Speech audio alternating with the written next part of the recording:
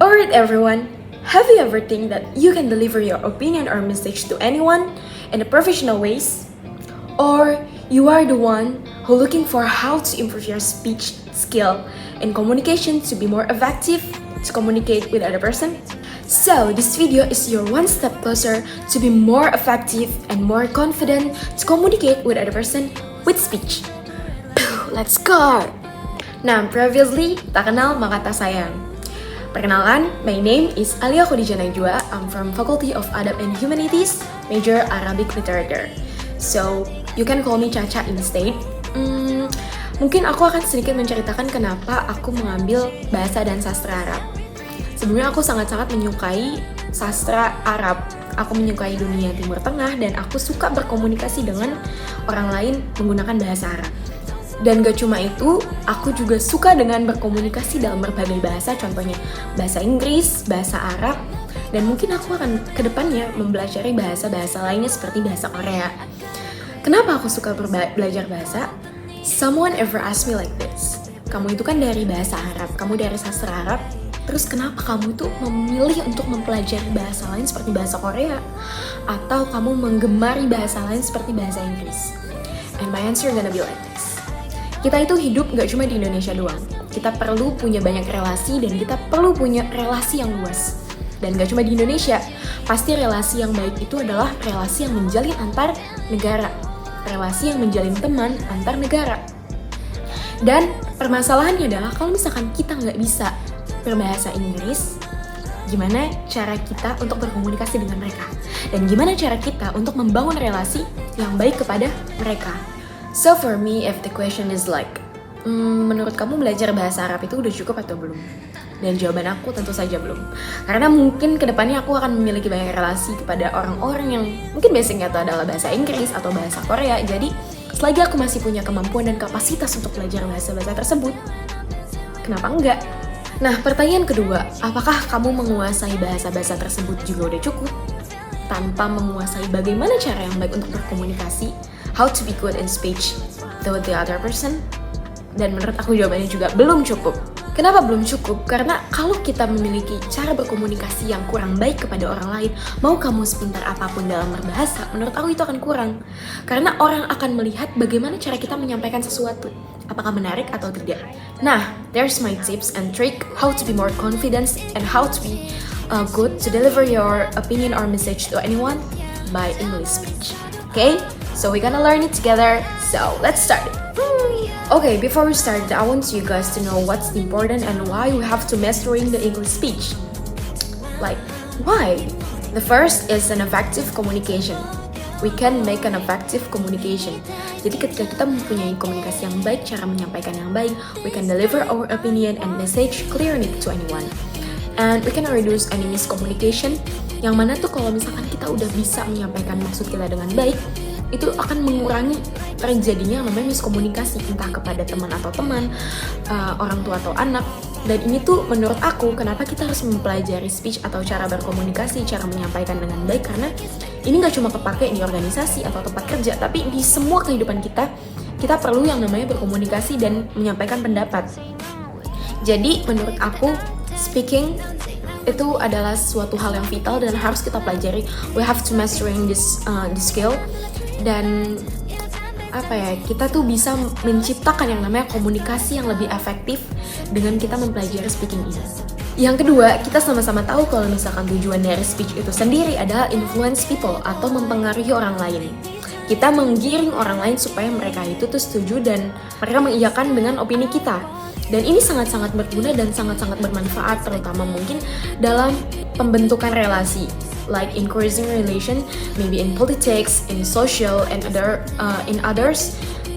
Ini sangat-sangat penting menurut aku untuk dipelajari. And the third, menurut aku pentingnya untuk belajar speech adalah melatih kita untuk increasing critical thinking. Kita terbiasa untuk berbicara secara logis, berpikir keras, dan juga berbicara secara structural. Jadi yang kita ucapkan itu tuh kita udah tahu nih, abis ini terstruktur dan kita tuh nggak berantakan gitu ngomongnya. Jadi menurut aku ketika kita belajar speech, kita juga belajar kan isi pertama tuh ada pembukaannya dulu, terus kemudian ada isinya, dan terakhir tuh ada penutupannya. Dan gimana cara kita mengkomunikasikan dengan baik, itu tuh bisa dipelajari di speech gitu. Jadi pentingnya itu adalah untuk kita berpikir secara kritis dan ayo gimana caranya berpikir dengan logis dengan kita menyampaikan ini, gimana sih caranya kita biar bisa mempengaruhi orang lain tersebut. Oke, kemudian kita sekarang akan membahas part-part atau bagian yang terdapat dalam isi speech itu sendiri gitu. Yang pertama itu ada yang namanya opening atau pembukaan. Nah, biasanya di opening itu pertama-tamanya adalah ucapan penghormatan kepada mungkin orang-orang yang dihormati di situ, atau mungkin kamu memberikan salam kepada orang-orang atau audiens. Itu yang pertama misalkan kamu bisa ngomong respectable master of ceremony atau yang terhormat MC gitu, respectable chief of organization bla bla bla, sebutin nama organisasinya atau apa gitu. Kalau misalkan kamu lagi lomba, respectable juries, pokoknya kamu sebutin orang-orang yang penting di situ. Dan kamu juga nggak lupa buat membangun yang namanya tuh hubungan antara audiens. Kamu bisa bilang kayak and my beloved sister in this place, atau kamu bisa bilang my beloved audience in this place. Itu tuh membangun relasi dan hubungan kamu antar audiens yang akan mendengarkan pidato kamu atau speech kamu itu. Kemudian kalau misalkan kamu udah selesai buat menyapa mereka, kamu bisa mulai lagi dengan salam. Bisa dengan assalamualaikum, atau kalau misalkan generalnya tuh bisa hello, hi everyone, good morning, atau yang lainnya itu sesuai sama kreativitas kamu. Pokoknya menyapa mereka dengan cara yang unik gitu. Terus ada apa lagi nih? Nah, selanjutnya di opening itu ada yang namanya hook atau pengenalan topik yang akan kita bawakan misalkan. Contohnya tuh bisa kamu itu menggiring dengan kutipan, atau menggiring dengan cerita kamu, atau bisa menggiring mereka dengan sesuatu yang menarik gitu loh, fakta-fakta baru, fun fact, dan segala macem yang itu tuh catching, kayak ear catching ke mereka gitu. Jadi pas mereka dengar kayak apa tuh gitu. Jadi itu bisa menggiring mereka untuk menarik atensi mereka untuk mendengarkan kamu. Aku juga keinget satu hal dulu waktu aku masih aktif dalam bidang speech, aku suka berpidato dulu. Aku tuh suka beberapa kali menambahkan tips di awal ketika pembukaan untuk menarik atensi dari audiens. Itu aku biasanya pakai lagu. Misalkan tema yang mau aku bawa adalah mencintai diri sendiri atau love ourselves. Itu biasa aku pakai nyanyi lagunya Justin Bieber yang And if you think that I'm still holding on, cause someday you should go and love yourself. Itu nanti ujungnya bakalan aku masukin ke dalam topik. Misalkan, have you ever think that we can love ourselves like this, bla bla bla bla bla gitu. Jadi akan nyambung sama lagu dan topik yang kita bawakan nanti. Terus dulu temenku juga lebih kreatif lagi, mereka bisa bawain pakai berita, bisa membawakan pakai pantun dan puisi, dan itu bener-bener ikonik gitu. Jadi pembuat yang namanya tuh ketika kita berbicara, kita tuh ikonik gitu. Yang pakai pantun berarti ini, yang pakai lagu oh Caca. Kayak kita membangun diri kita sendiri ikonik di mata orang lain ketika kita lagi berpidato atau lagi speech. Atau mungkin kamu pakai monolog, why not? Lalu yang kedua itu ada body, atau ini tuh yang intinya yang paling penting dalam berpidato adalah atau dalam speech gitu ya. Jadi apa yang kita sampaikan di dalam speech, apa yang kita sampaikan di dalam body-nya si speech ini adalah satu inti dari yang mau kita sampaikan ke mereka. Jadi intinya itu benar-benar dagingnya gitu. Mungkin kamu bisa mengincrease-nya itu pakai data atau pakai cerita asli, atau mungkin pakai kata-kata yang sekiranya dapat mempengaruhi mereka gitu loh dalam mendengarkan kamu dalam berpidato gitu. Dan mereka juga mungkin akan mikir kayak, oh iya juga ya, gimana caranya kamu itu menarik perhatian mereka supaya mereka bisa mikir kayak, oh iya juga ya. Di bagian ini juga ada informasi dan argumen serta cerita yang kamu bawakan itu tuh benar-benar mendukung sama topik yang kamu bawa. Jadi gimana caranya orang percaya sama kamu? Orang itu biasanya percaya kenapa? Karena ada bukti kan. Jadi ketika kamu kasih bukti, kamu kasih informasi, mereka kan lebih mudah percaya. Jadi tips dari aku kedua adalah kamu harus membawakan itu dengan bukti gitu, dengan argumen yang kuat, yang mana bisa mempengaruhi orang lain untuk mempercayai kata-kata kamu, untuk mempengaruhi orang buat percaya sama kata-kata kamu yang tadi. Terus aku juga punya tips kalau misalkan kita lagi menyampaikan argumen kita atau menyampaikan body dari si speech ini, kita tuh jangan blunder gitu. Jadi ada strukturnya. Jadi kalau misalkan pertama berarti deskripsinya dulu atau pengenalan secara generalnya dulu, kemudian baru alasan-alasannya, datanya. Jadi jangan datanya tiba-tiba di atas. Itu aneh. Jadi orang tuh mikirnya kayak ini dia lagi ngomongin apa sih gitu. Jadi karena awal yang gak jelas, jadi penonton akan pusing gitu loh dengerin kamu. Orang-orang yang ada di depan kamu itu akan pusing. Dia orang ngomongin apa sih gitu loh. Jadi menurut aku ketika kamu sedang berbicara, kamu perlu banget yang namanya tuh berbicara secara terstruktur gitu loh. Struktural. Yang pertama, kedua, ketiga.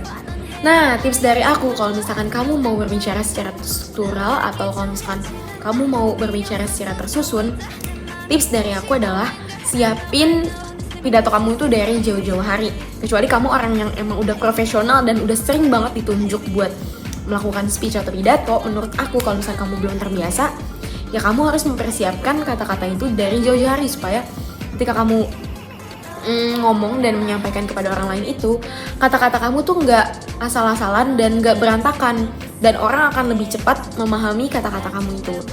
Jadi menurut aku mempersiapkan dari jauh-jauh hari itu sangat-sangat efektif untuk kita yang nggak terbiasa dalam berpidato. Itu sangat-sangat membantu guys. Jadi jangan buat kayak langsung satu hari baru bikin gitu, terus besoknya langsung maju. Itu sangat-sangat tidak membantu karena kita mungkin kedepannya akan bingung kita mau ngomong apa dan jadinya akan blunder. Itu ya guys. Yang terakhir adalah closing atau penutupnya.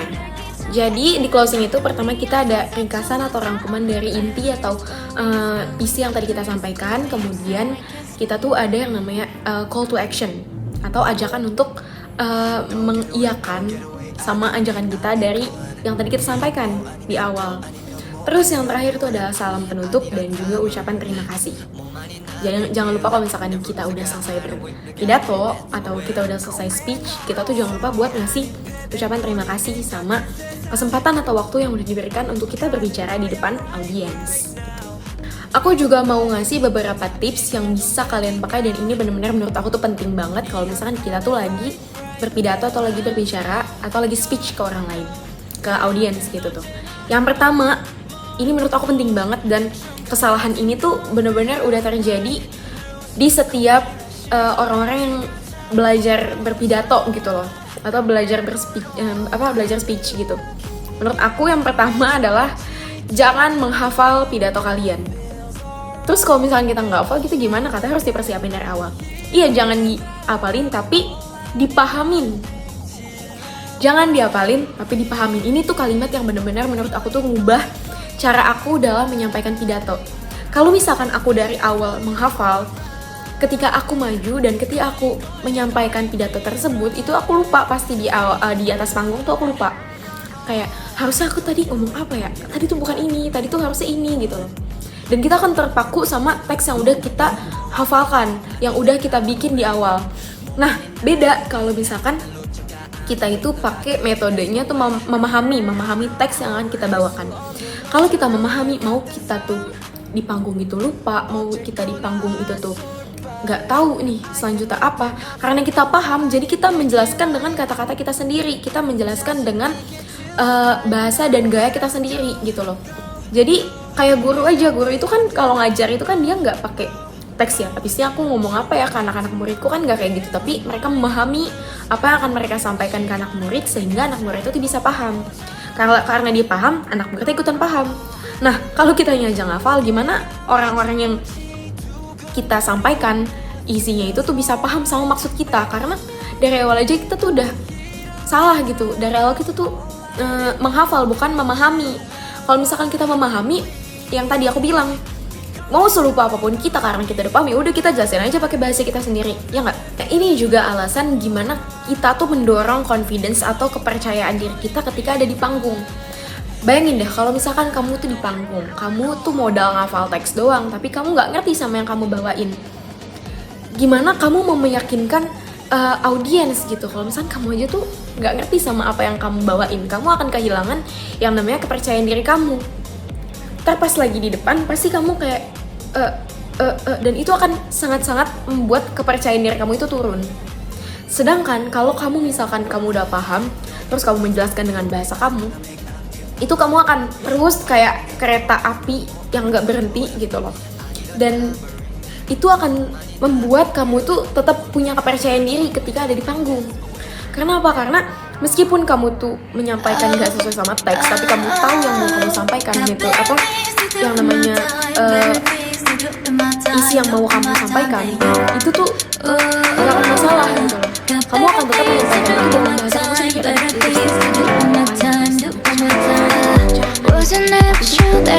Kemudian ada yang namanya body gesture. Ini juga hal penting ya. Tadi yang pertama ini juga gak kalah penting. Kenapa? Karena orang itu akan melihat cara kita untuk menjelaskan. Kemudian itu adalah message juga. Itu pesan. Orang akan melihat apa yang kita siap. Itu dari kita sendiri. Jangan tapi harus tegak. Kemudian juga adalah tangan itu jangan diem doang. Tangan itu juga harus bermain. Dan mungkin kamu bisa pakai cara ini,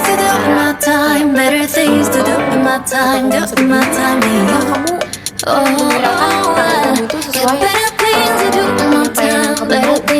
Biasanya kalau gerakan tangan yang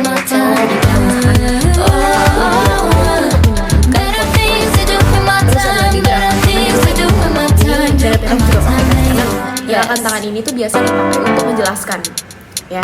Terus yang terakhir itu ada gerakan tangan itu untuk bertanya atau untuk memberikan diskusi.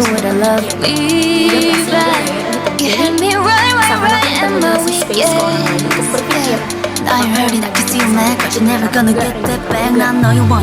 Cara kita message untuk membuat orang.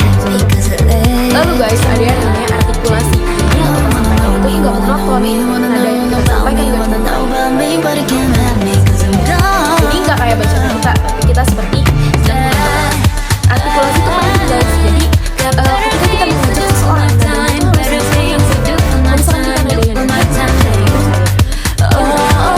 dan yang terakhir ada pandangan mata. Kalau menurut aku, pandangan mata itu bukan melihat ke sembarang arah, kita melihat mata audiensnya langsung. Tapi kalau misalnya menurut aku nggak kayak gitu.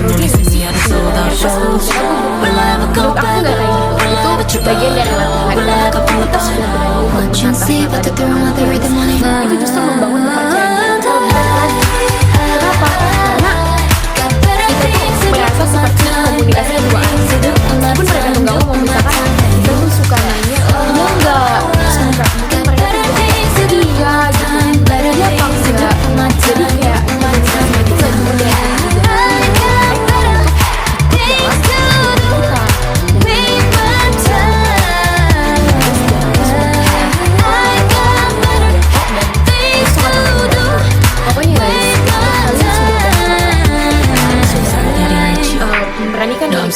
sorry.